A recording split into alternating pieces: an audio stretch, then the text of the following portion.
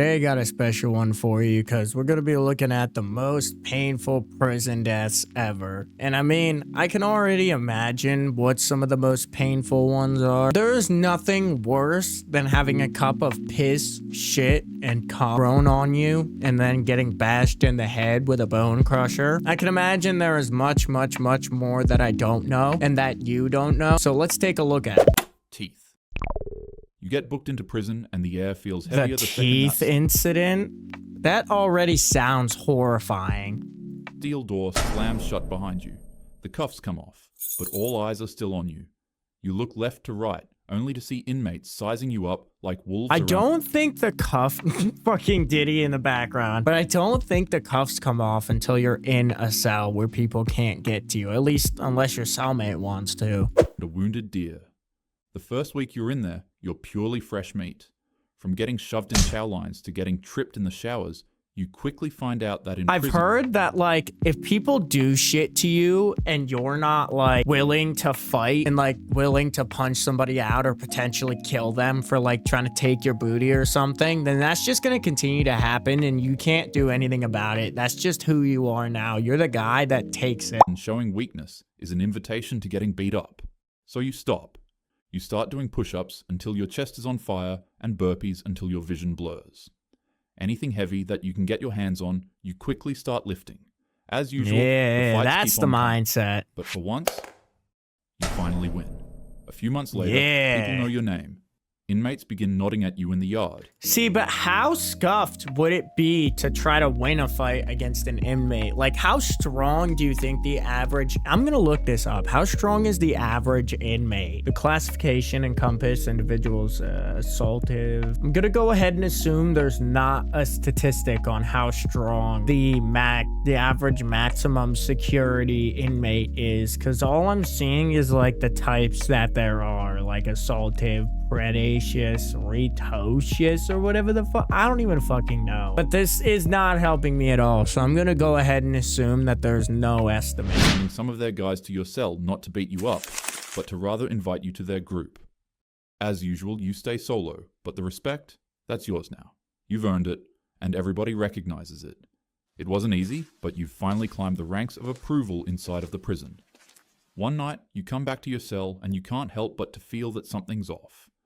You look inside, only to find a scrawny newcomer sprawled out on the top of the bed. Your bed. See, but it's like, if this is me, if I was the one who was like finally big and jacked in prison, it really sucks to say, because it's like, you would think to yourself with empathy, with freedom and empathy, oh yeah, no, I would treat them with respect. I would be nice and all that shit. No! If I see a scrawny newcomer bitch, they're gonna go through the same shit that I went through. You're gonna work out, you're gonna get your booty diddled, and you're gonna feel the prison experience. And if you don't come out of the other side strong-willed and able to fight for your own booty, then that's your fault. You're just gonna continue to get diddled and potentially killed before you get out, depending on how long your prison sentence is and what you did. That's just your fault. I'm gonna be a part of that. I'm gonna be the one to diddle you. I'm gonna be the one to exploit you for all of your commissary. I'm gonna be the one to do that. Why? Because it's just prison culture. It's what you do. It's what you do when you finally rise up the ranks and you're able to defend yourself and actually be a part of the culture. It's just what you do. It's what you have to do. From what I hear, if you don't, beyond defending yourself, if you don't handle business with others, you're still a bitch. You've been locked up long enough to know that what this man is doing is one of the biggest signs of disrespect in the prison. But the man seems ignorant to the culture. He's half asleep with his head on your pillow, like he owns the place. Hey, wake up. Huh? Can't you see that I'm trying to catch some sleep? Get the Oh yeah, I guess that's true. If he's sleeping on my bed, like if it's my bed and you're sleeping on that shit, get your nasty fucking ass off of my bed. I will kill you. off my bed. Man, it's too early for this. Just Too early, my ass. Stop. it's off. Everyone's watching. This is the biggest disrespect you've received in months, and you become enraged to a point where you finally decide enough's enough. You grab the scrawny man and rip him Fucking kill his ass. off your bunk bed, slamming him down to the floor in an instant. Without wasting a second, you begin swinging at him like it's no man's business. Hell yeah. Inmates rush out from their cells and form a crowd between the two of you, excited to see the fight take place. Your fists connect over and over, and cheers erupt around you from all types of prisoners. You lock him in a tight headlock, with your muscles bulging. He's flailing aimlessly, with snot and tears dripping from his eyes. Dude, I love that. I love this animation. This guy is goated. Y'all should sub to him. Link in the description to the OG vid. Eyes and nose. Gang leaders begin placing bets on who'll win the fight for fun, but it's obvious. You're winning easily. And then, it happens. A pain so sharp and blinding that it doesn't feel real. You really don't want to look, but you look anyways in pure disbelief. It wasn't just a gut feeling, your brain was right. The dude is literally biting your nut. You scream like a banshee. It's a sound you can't even Bro, if I ever get some pussy shit like that done to me, you are fucking dead. Very next action is digging my fingers into your mouth and ripping with the might of Zeus until your head is pulled in half, and then I am just annihilating you like a goddamn fucking silverback gorilla. If you ever get that near my family jewels and you start trying to do anything to them, you're gone. You're gone. You're dead. You are gone. There is nothing you can do. There isn't a single thing you can do to hold back the wrath that will come bequeath you next. coming from yourself. But right now, you don't care. You begin to claw, punch, and bash on him. Unfortunately, however, you only find that the more you hit him, the harder the bite becomes. When you start to feel tissue rip, your punches turn into desperate pleas for him to stop. He doesn't listen. The crowd isn't cheering anymore, and even the veterans look sick. You begin begging for the guards to intervene, but by the time they rush in and rip him off you, it's too late. You're found convulsing on the floor, unresponsive, with life-threatening injuries. Medical staff does their absolute best to save you. Yeah, but what the fuck is medical staff in prison gonna do? I hear they don't do jack shit when it comes to shit like this. You just die. You're broken in a way that can't be undone. This incident took place in Ghana during 2021. But like, could you imagine actually getting your balls ripped off? Like, real talk here, and it's like just like, could you imagine? Like, could you actually imagine having your balls ripped off with the saw that is teeth? Both individuals got into an altercation that led Oh, fuck. This is a real incident. I'm just realizing. So this did a guy actually went through to a this. shamelessly terrifying fight. The suspect that committed the crime was taken to court again, where he'd received judgment for his attack. Always remember to protect your jewels. The freezer incident. On January 12th, a 33-year-old man would be taken to the Walker County Jail, confused, malnourished, Freezer and incident? Wait a minute. Oh, I don't think I've heard of this. His cousin had called for help, hoping that the police would bring an ambulance and give him medical assistance. However, the sheriff's deputies arrived to the scene first, and they reported that the man brandished a weapon and let off a round towards the officers before running into a forest. When they finally apprehended him, he was seen to be malnourished and in a state of total delirium, with his only comments being incoherent babbles about portals in hell. Oh, God, yeah. See, a guy like that, I mean, you definitely should get a punishment for shooting at police officers, but, like, there should be some sort of help after that. And to the hospital, the officers would lock him in a cold booking cell and remove his clothes for whatever reason. From the moment the door clanged shut, the cold began eating at him. It seeped into his bones, turned his skin to goose flesh, and made his teeth chatter until his jaw ached. Each breath fogged in the air like it was Christmas night, and the man began shivering so violently that it hurt. An officer would state that this treatment was fitting, since the man fired a weapon at the officers. Some other So jailers wait, hold on. Was the prison cell as cold as as a freezer? Or did they shove him in a freezer? I'm and confused. said that the cops should have just fired at him, instead of bringing him back to the jail alive. Days passed without food, warmth, or medical treatment for his mental state, until one day he was finally taken out of the cell. However, it would be for anything but a good reason. Despite being in a freezing cold cell with temperatures that dropped below 30 degrees for nearly a week, Ah, fuck officers that. still thought that these conditions were too comfortable for him. To the man's complete horror, they wanted to lock him in the jail's kitchen freezer. They would rip him out of his cell and tase him so they violently. did. Yeah, okay, so they are gonna fucking lock him in a freezer. This is turning from, yeah, he does kind of deserve punishment, to this guy is becoming the one that's innocent, and these police officers deserve to be just ripped apart by a pack of hyenas. This is bullshit. He would lose his dentures in the process. With his wrists and ankles shackled, they would throw the man in a metal restraint chair, tie him down, and leave him in the freezer. The air inside was biting. Any ounce of heat his body may have maintained before was sapped instantly. His body burned with fever, then chilled again, as if it couldn't decide whether to fight or surrender. The hum of the refrigeration unit filled the silence. His fingers stiffened, his lips turned blue, and the man froze with every— So, like, I just have to ask, like, you know when you shove somebody in a freezer that they die? Like, they get cold enough to the point where they die. Like, a freezer is cold enough to kill somebody. We know this. It's common sense. What the fuck? What the fuck?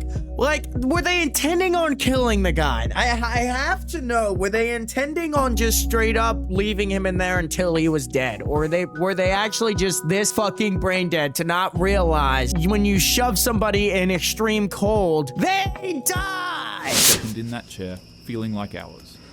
When they moved him back to the holding cell, the floor was littered with trash. He lay there motionless, ribs showing, breath shallow.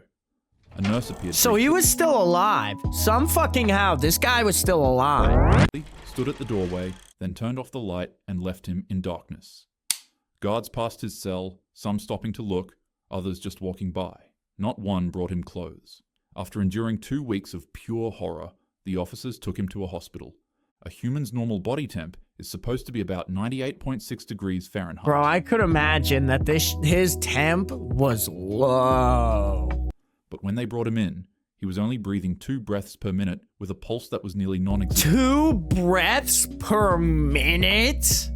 And his body temperature shockingly read 72 degrees Fahrenheit. Jesus Doctors fucking tried to warn him Christ. and did their absolute best to push his body back from the edge. But, sadly enough, it was too late. In the official report, officers would lie and say that he was completely fine when he left the jail, and that Bruh, we're gonna fucking— how can you lie about that? Like, we're actually just gonna sit here and act like this is like what— I've had enough. People need to, I can't say that. I'm just speechless at this. No, I have speech to say, but if we're talking about what I can say on the internet, I'm speechless. Insomnia is what caused this outcome. But in truth, they froze him alive. Thankfully, 10 jail staff members would all be tried and charged in relation to this incident. That's what you deserve, you stupid piece of shit. Let situations like these encourage you to know the law and your rights as a civilian well. And also, let it serve as a reminder for people Let it serve as a reminder that if you're gonna shoot at police, be accurate. Given what they did to him, they actually deserve it. All of them deserve to lose their life. Death sentence for all of them if you're gonna be that sick, cruel, and fucked up to think something like that's okay. Once a crazy psychopath, always a crazy psychopath when it comes to doing shit like that. you and I to refuse to look the other way whenever those in power treat humans with cruelty. Napalm. Oh First- God, fucking napalm. Imagine being burned alive with napalm. You do enough favors from other prisoners for them to buy you some peanut butter from the commissary. Then you eat up the peanut butter and lick the jar clean and keep it concealed. After that, you steal some sugar from the jail's kitchen and strong cleaning materials like bleach or ammonia. Once you've got all your materials, head back to the kitchen and bribe the prisoner working kitchen duty to have access to stove and pots inside. Then, quickly cook yourself some boiling hot water and slowly pour it into your peanut butter jar so that it doesn't melt and warp the container. Finally, sneak the boiling hot water back to your cell and mix the rest of your ingredients inside of it. And when you see your enemy sitting down to eat his lunch, There's no way. attack. This concoction is called prison napalm, and it's Is that really how prison napalm works? It's literally just a couple cleaning chemicals. I mean, I could imagine that that would burn somebody, but that's really napalm? Like, that can make a type of napalm? one of the most dangerous yet common weapons used within US prisons. This horrific mixture splashes onto you and sticks to your skin while burning the living hell out of your body. It's Well, I difficult mean, to get yeah, off. with the sugar and everything. Oh god, hot sugar. Just that in general, like hot melty sugar on your skin is already just enough to make your day a living hell. Nonetheless, all the other shit. It keeps on burning you long after the attack is over because of its stickiness. Hence why it's called prison napalm. In August 2013, a 24-year-old man would be sentenced to 20 years of prison for mistakenly targeting an innocent young girl in an act of violence that would tragically be the cause of her passing. With the community absolutely enraged about this, people outside of the prison would put a $13,000 bounty on his head. I hope to God that deal the girl wasn't, like, was the prison napalm used on her? I'm confused. He didn't say it was. After a series of unsuccessful attacks, the man would be placed in a protection cell with 2 other inmates.